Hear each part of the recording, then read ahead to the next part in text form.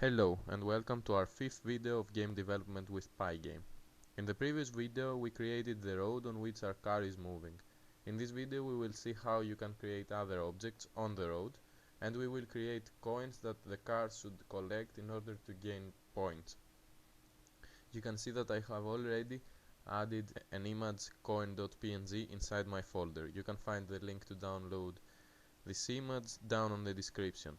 The size of this image is 50 pixels width and 50 pixels height. After downloading and adding the image in your folder, you have to load it inside your program. This can happen the same way we load the car and the road, with the function PyGameImageLoad, which returns an image object. I will go here and write coin equals PyGameImageLoad coin.png, the name of my image file, and now I have this object that is an image.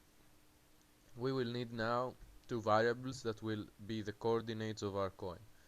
Those variables will be coin x and coin y. Coin x and coin y. In order to set those variables, I will need to use a function from the random library. First we need to import the library, so you go on the top of your program in the imports and you import also random. After this you can use the functions of this library, and we will use the function randRange. RandRange generates random numbers from a specified range. Takes three arguments: the start, the stop and the step. Coin x should be random and the range should be specified in a way that the coin will appear on the road and not on the grass that exists on the sides of the road. So I will set coin x to random randRange 0.2 times window width, which is the starting point, 0.8 times window width, which is the ending point, and step. And coin y should be 0, because we want the coin at least to appear in the top of our screen. I made a small mistake. What is it? Invalid syntax, because this is not 0. Okay. After I set those two variables, I have to use the bleed function to draw the coin on the window. The same way that I'm drawing the car, I will go display bleed coin to the position coin x, coin y.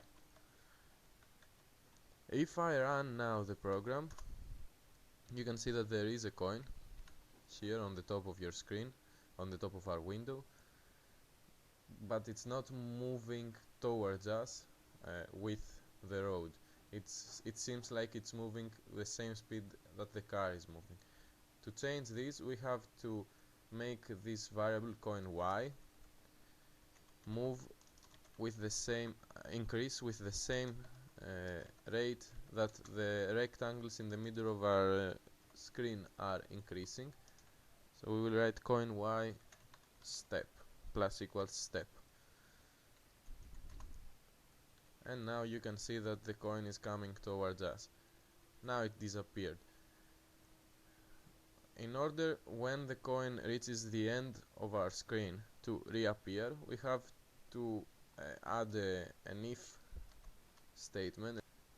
Coin y is bigger or equal than window height, which means that the coin now is outside the bottom of our screen, of our window. The coordinates now should be reset, so coin x should be again a random integer in this range, and coin y should be set to 0. So now if I rerun, you will see that every time the coin reaches the bottom, a new coin will appear in the top of the screen.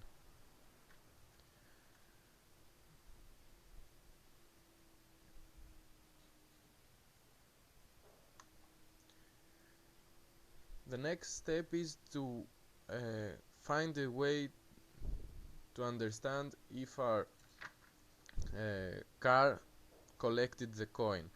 We will need to define a new function for this reason. I will call it checkCoin.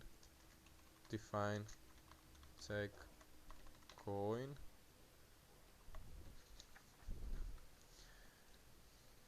which will take 4 arguments, basically the position of our car and the position of our coin.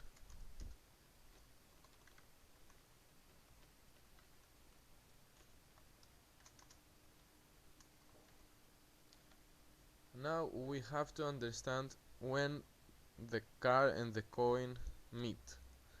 I have drawn an image to explain this. Imagine that this rectangle is our car, this rectangle is our coin. This is again a rectangle that represents a coin. Those are the two positions that represent the edges, the limits where the two rectangles meet. When you draw a rectangle with Pygame, or when you bleed an image and you give coordinates, you give the coordinates of the top left corner of your image. In this position, coin X and car X have a difference of coin size. This is a difference of the coin size, 50 pixels in our case.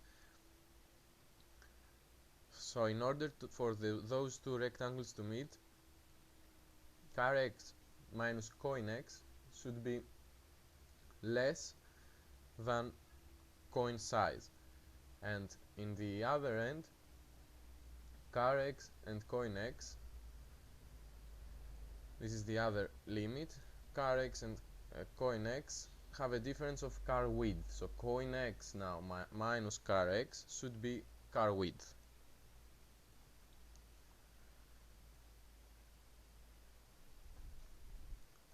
So we will add an if statement.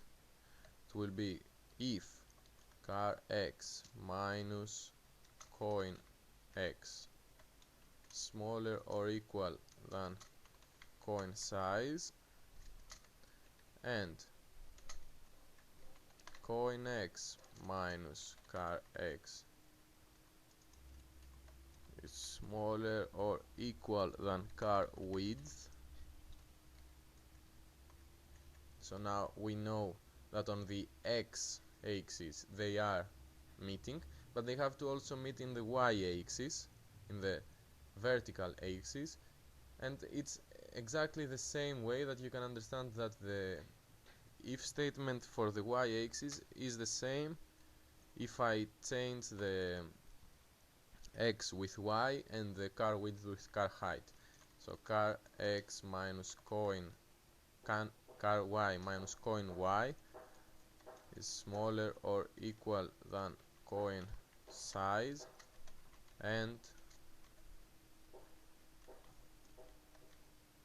coin y minus car y is smaller or equal than car height. In this case, the function should return true.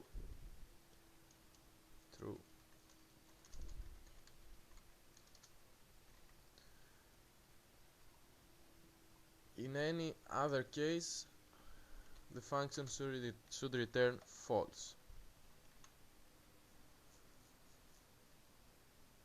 So now I will call this function in an if statement. I will say if check coin. So if our car and our coin meet, I will give the arguments car x, car y, coin x, coin y.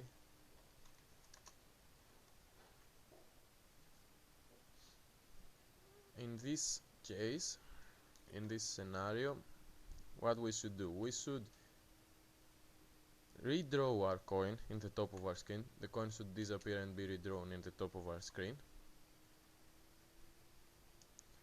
And also we can create a points variable. I have already written it down. You can set it to 0, of course, in the start. And if our car collected a coin, the player should gain a point, so points plus equals 1. We can just for now print the points, so we make sure that this is working. Every time that you collect a coin, the points will be printed on your screen, on your terminal. I've made a mistake.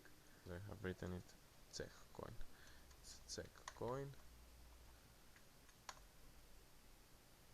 Coin size is not defined. Yes. I need to create also a constant that will be called coin size. And I will set it to window width divided by 16.